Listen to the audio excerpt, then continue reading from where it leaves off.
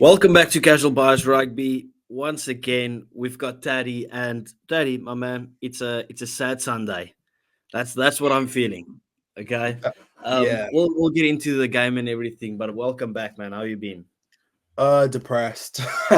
Nah, I've been doing well. I mean, generally, I think it was a very entertaining weekend of rugby. Even the club rugby was really good with the Curry Cup, but the box broke my heart again, and I just sorry, you're gonna have to take it on from here. I'm gonna have a breakdown.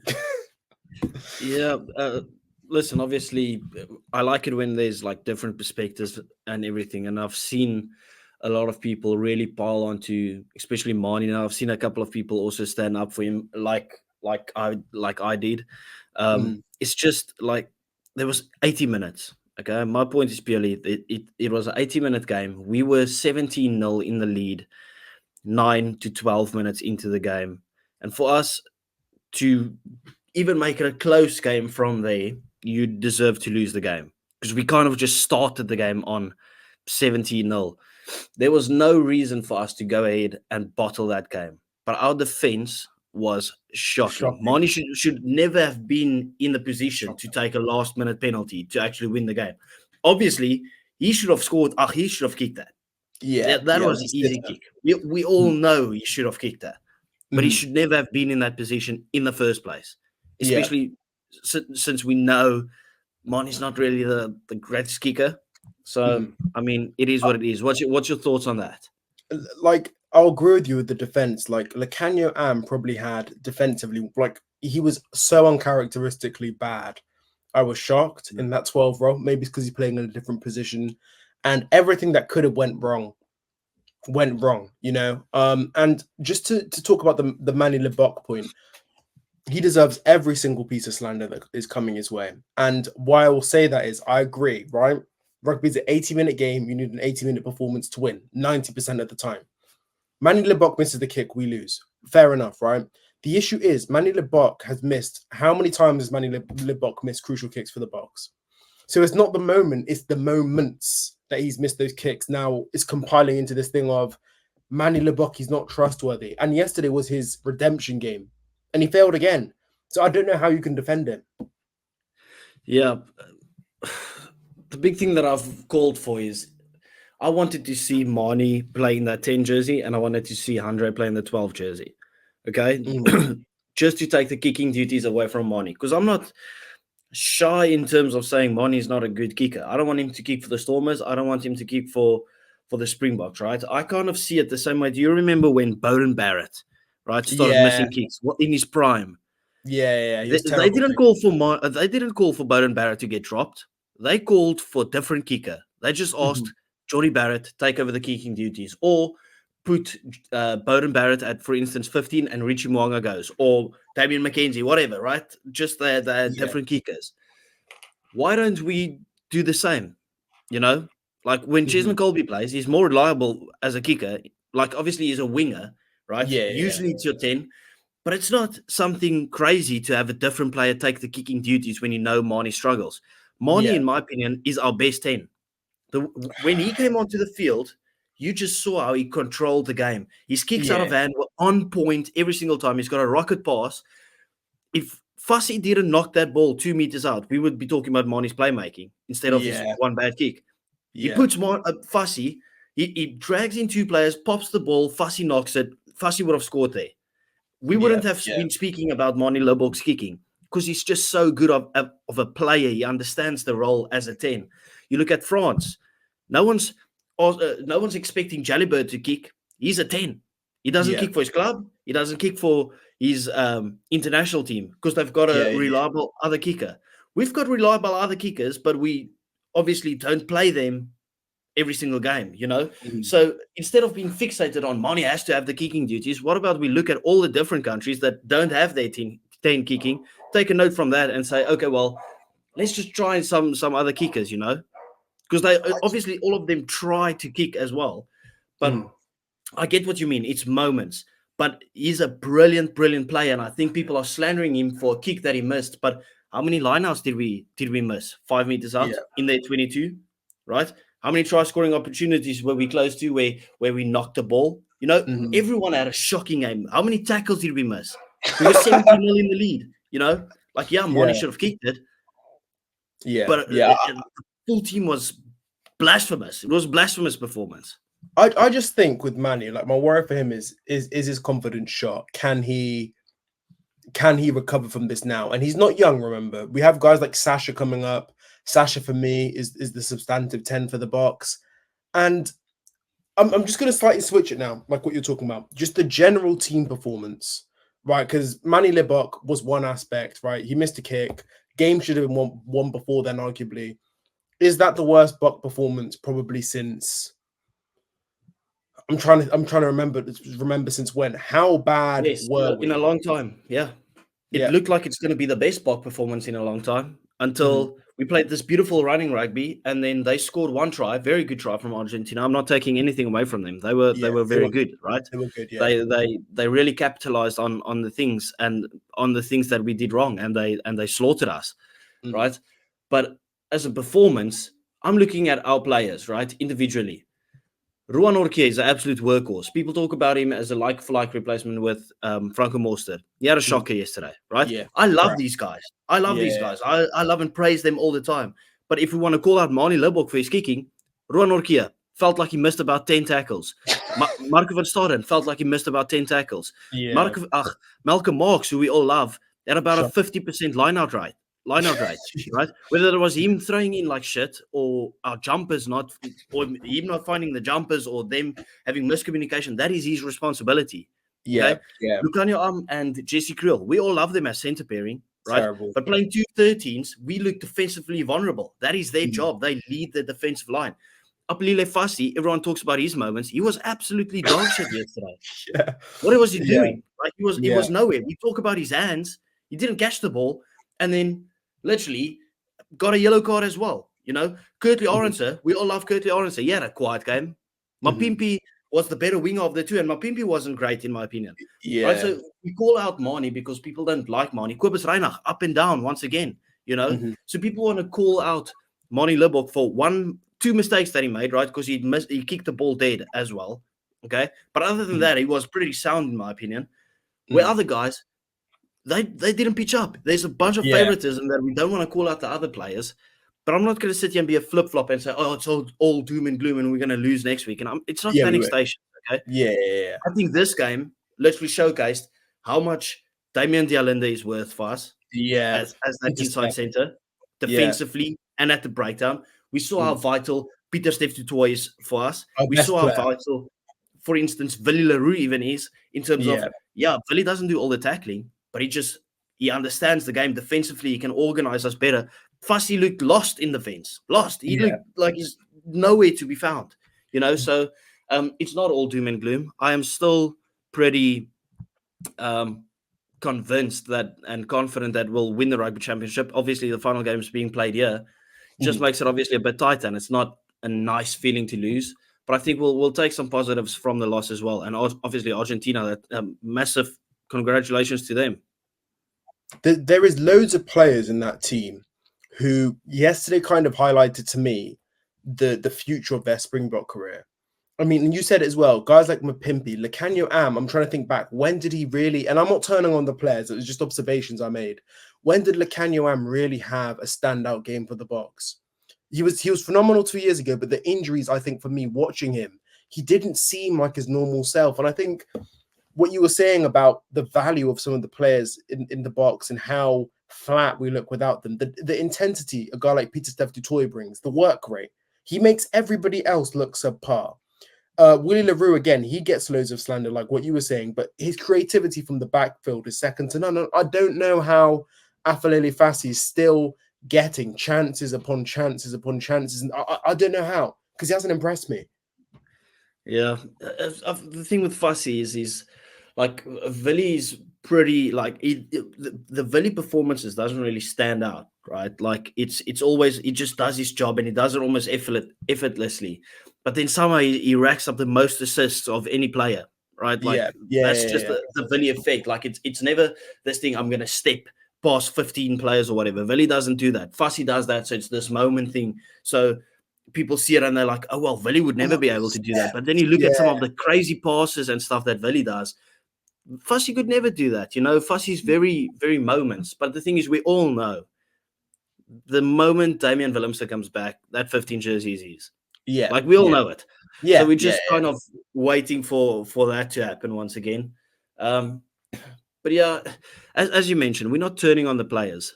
But the pure reason that I'm just name dropping other players is because everyone just wants to pile down on just Mani, right? We have to remember, this is a guy that's he's probably so in his own head at the moment before any kick. Because everyone just shits on him. And then it's how nervous he played a good game yesterday. But then once again, a kick, and no one wants to talk about his good game because he didn't miss a single tackle. Where Pollard's been slipping off tackles left and right. I don't know if you've picked up on this, right? Pollard's been slipping off tackles. Mani was sound, right? Yeah. But then everyone's just focusing on this kick. He's so in his own head, probably. I just feel sad for the guy. He's still a human, right? I know when you play for the Boks, you're up for criticism always. Yeah. But just to pile everything and this total loss on one guy. One player. Yeah.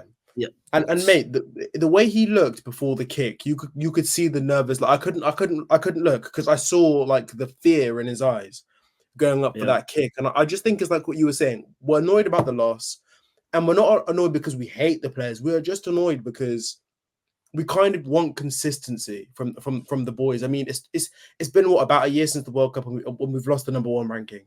We just want, these are the kind of things that we just want to hold on to. We wanted the unbeaten rugby championship. We wanted the unbeaten year. And it's because New Zealand set that bar so high. It feels like we're just chasing them. And then we end up piling onto our own players for no reason, Yeah. So it's just frustrating. Yeah. The thing is, like, Mani probably thought he had the match-winning kick already done and dusted, the one that he slotted over. Yeah. But it's our ill discipline that cost us another penalty. So they just kicked a penalty. You get what I mean? So it's, and we want to talk about Mani's missed kick. How many kicks did their 10 miss? 100 Pollard missed a kick as well. Obviously, 100 Pollard's kick was tough. I'm not, but he also missed a kick.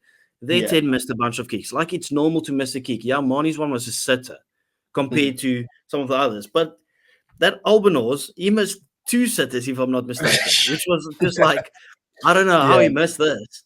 But yeah, anyway.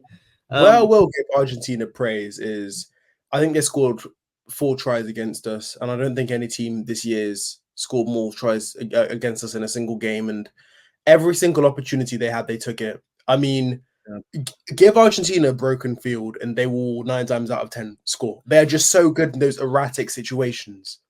That and the breakdown. They were so competitive at the breakdown. How many times did we watch that game and it was like, where's our 9? Like, because our 9 is in the breakdown, having to try and push back. Like they were so disruptive, and you have to give them credit. The disruptive meaning like at the breakdown, at the line out, like even those tactical scrum stuff that they did at the end, where the ref was getting so annoyed with our guy, even like they were so disruptive with those things, and then they pounced on any opportunity, and that's a sign of a good team. I still believe Argentina is very inconsistent.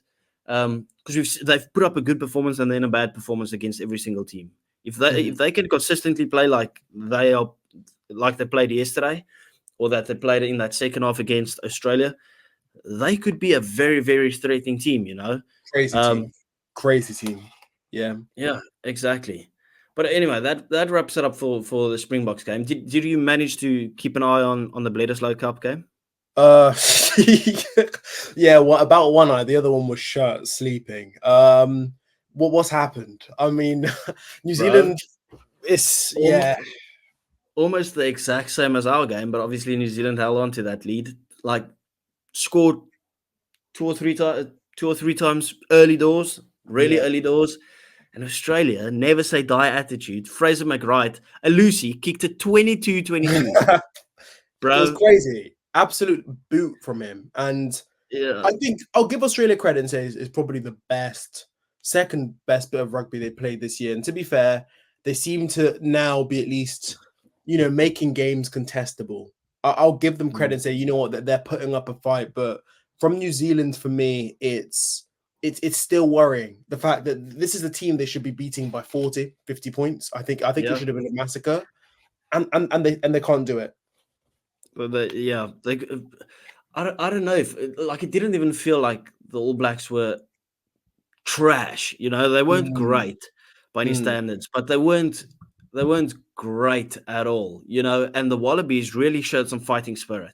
And in my opinion, the Wallabies deserve to win that game in the end. I mean, like, New Zealand, credit to New Zealand for defending it there at the end. But I can see a future for this Wallabies team. Like, obviously, there's the big thing is Joe Schmidt. Look at the impact he had at Ireland. Look at the impact he had at the All Blacks, right? And it's kind of he's in the same boat as he was then. He's with the Wallabies team, and you look at this Wallabies guys. They still have some talent, you know. There is talent. Imagine them adding the likes of Will Skelton in there as well. Yeah. They've got so much. They are literally building depth right now. That's why they don't have a fixed 15, so that everyone can get that experience, so that he can see who's the best, and he can build from there and get his 15 together. But overall, I thought it was an outstanding game of rugby. Yeah. To be fair. To add on to what you were saying with Australia, I think, and this might be a bit of a road to take, I think the selections Eddie Jones made last year for the World Cup, calling in a lot of the young guys, I do think now that has helped Australia kind of get those young guys experience. I'm looking at guys like Paisami, Lolasia, like all those guys now being in the squad, being involved. And I think if you give this team 3 or 4 years, they could be dangerous, especially with Joe Smith, who's had a history of developing young players and developing solid rugby sides, I think. You know, and well, I mean, before they got this record defeat, right? The previous record defeat that got broken was against someone, and then 2 years later they won the World Cup. 2 years later, so they've just had their record defeat. Like, the same as with us. I kind of think a team needs to go through that to really feel what it is like, the lowest point that you could possibly go to. And they can't go much lower than they are at the moment, you know? They can't. And yet, while we're talking about them being on their lowest, they just lost to the All Blacks by 3 points, right? Exactly. Probably one of the closer games that they've ever had in the Bledisloe in the last 15 years, you know? Yeah. So it's not all doom and gloom. I mean, they'll take massive confidence from that game, obviously. And now they're going to play in Wellington, where the All Blacks haven't won in like 7 games or something like that. So... they have a chance. They won't win that one, but yeah, I mean, I'm excited to see this Wallabies team. And the thing is, like, they're not trying to play it safe. They're playing expansive rugby. They're trying to make it interesting, and yet still finding some success. So I mean, I'm enjoying this little Wallaby storyline. I want to see where it ends up. You know what it is? I think a lot of people, Australia are bad, right? And I think they're going through a tough spot. They're 10th in the world or so. But people need to remember, it's probably, you're looking at about less than 10 years when Australia was still the number 2 team in the world and competing in a World Cup final. Remember, like Bernard Foley, Adam Ashley Cooper, that team. And I think Australia as a rugby team is one of the few teams that's actually ever won the World Cup. So they have the history there as a foundation. And I think you've got them a solid coach, good history, and good young players. I wouldn't be surprised right now if we're looking at the next World Cup and saying there's France, there's New Zealand, there's South Africa. You say Ireland. That fourth spot is up for grabs, though. You know, Australia could be on par with teams like England, maybe. You never know. Yeah, and the thing is, the World Cup's played in Australia as well. Exactly. That'll fire them up. Anyway, let's wrap it up for this weekend. I'm done talking about this South African stuff. Let's just look ahead. Okay, that's just what I do. Been getting slandered left and right for defending Marnie, and I'm just like, seriously, calm down. I mean, there was 23 other boys. 23 boys on the field. Like, if we were really scared about Marnie's kicking, right? Just to quickly go back to that, if we were scared about Marnie's kicking, why did we take Pollard off? Why didn't we just Rassie trust at inside center then to keep him as the kicker? Just one more question before we wrap up. Sorry, what do you see happening next week for the Box? I'm not sure if we're doing a YouTube video for that. And does Manny still have a future with the Box? Because for me, I'm on the fence and I'm leaning towards it's over. And I think we'll win next week and we'll win the Rugby Championship. But what are your takes? I can't see him being first choice ever. You know, Sasha's out for a while, and Rossi's very angry at Sasha because he's injured, knee injury, played with the injury, heated from Rossi. That's not a good thing, you know. Yeah. And now he's what do they say? He's under the needle. He's Got going for operation surgery. and stuff. Yeah. So, things I wouldn't just bring in someone new. I'd go Marnie and I'd start Marnie. Because when you start Marnie, you always know you can fix it, right?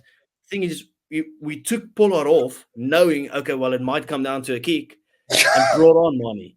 Yeah. Like, that's why I said in my predicted lineup and what I wanted us to do is Marnie 10, Pollard 12, right? You can always rectify it if you see, okay, the game's a bit tighter. We need to have a secure kicker on the field. When you take Pollard off and you're chasing the game and you need to kick every point, every point counts, then what's the point of just having Marnie as your kicker there? Like we did against if Marnie plays next weekend, and obviously Colby will be back, Colby will play, I'd say, Colby, you have the kicking duties. Take the kicking duties. And if you miss, you miss. But just to take pressure off Marnie. Because when Marnie's under pressure, the guy's his head goes everywhere and his overall game sucks. In the World Cup, remember, last year, we actually, like, it wasn't going well for Marnie. We subbed him off, I think, near halftime. And I just think that's what happens. If he's having a bad game, but he's one of those players for me. There's certain players like Damien McKenzie who I look at and think they're actually better off the bench rather than on, right? But Manny Libbok, for me, has to start a game to really have that world-class impact. He's good off the bench, don't get me wrong, but he's even better when he is starting and he can build that confidence throughout the game. That's what I think personally. Yeah. Anyway, let's wrap it up. Tadi, thanks for coming on. No worries. People, please do remember to like and subscribe. We do appreciate you guys. Thank you. And we will see you, well, probably either tonight or tomorrow for predicted lineup video. Anyway, cool. Have a good one. Brilliant. Thank you, guys.